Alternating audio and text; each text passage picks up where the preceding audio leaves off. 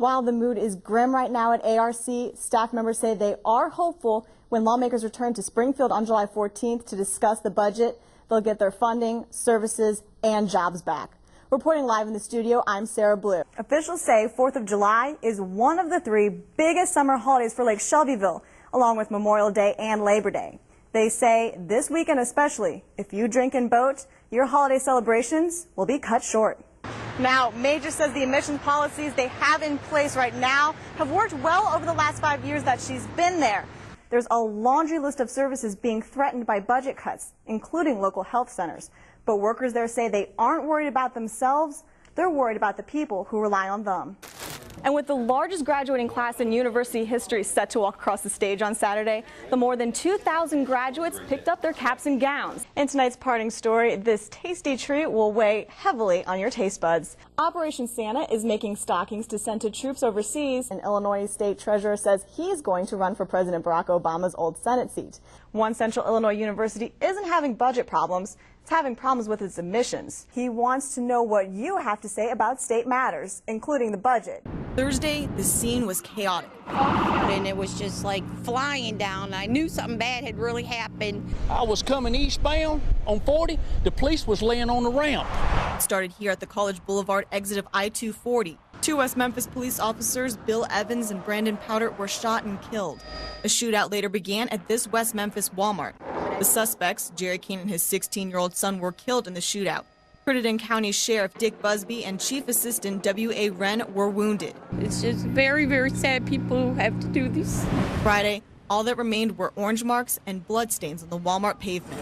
Shoppers continued with business as usual, while officers at the West Memphis Police Department returned to work with heavy hearts. It's going to take some time to heal, and we miss them very much. Flags are at half-mast and flowers have been coming in most of the day here at the West Memphis Police Department after two of its own were killed in a shootout on Thursday. Now, while the grieving continues, there are still questions like why that remain unanswered. We're like the community. We'd like to know.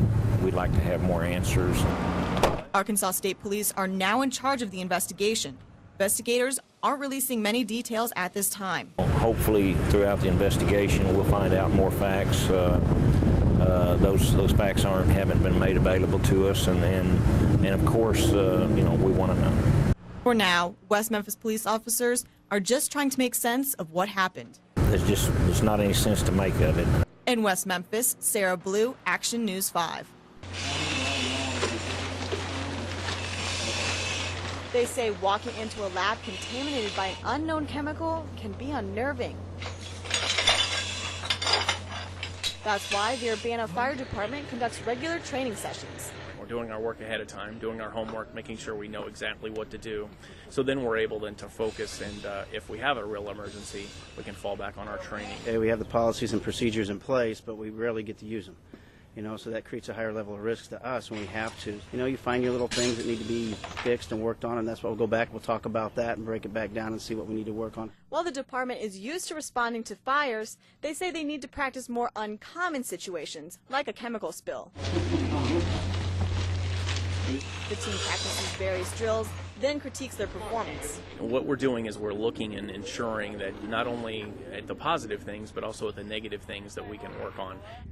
One of the exercises today included rescuing this victim from a lab and then bringing him back out here to clean him of any hazardous materials. Oh, it went great. We're able to rescue the person in great time, and it would show that we could have an actual rescue without minimal injury, hopefully, or with minimal injury.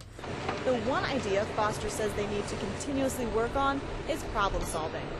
As every situation is different. You're never going to run into the same thing in this business. So we have to be able to adapt and be able to go with that. In Urbana, I'm Sarah Bleau for WEIU NewsWatch. While the mood is grim right now at ARC, staff members say they are hopeful when lawmakers return to Springfield on July 14th to discuss the budget, they'll get their funding, services, and jobs back. Reporting live in the studio, I'm Sarah Bleau. Officials say 4th of July is one of the three biggest summer holidays for Lake Shelbyville, along with Memorial Day and Labor Day. They say this weekend especially, if you drink and boat, your holiday celebrations will be cut short.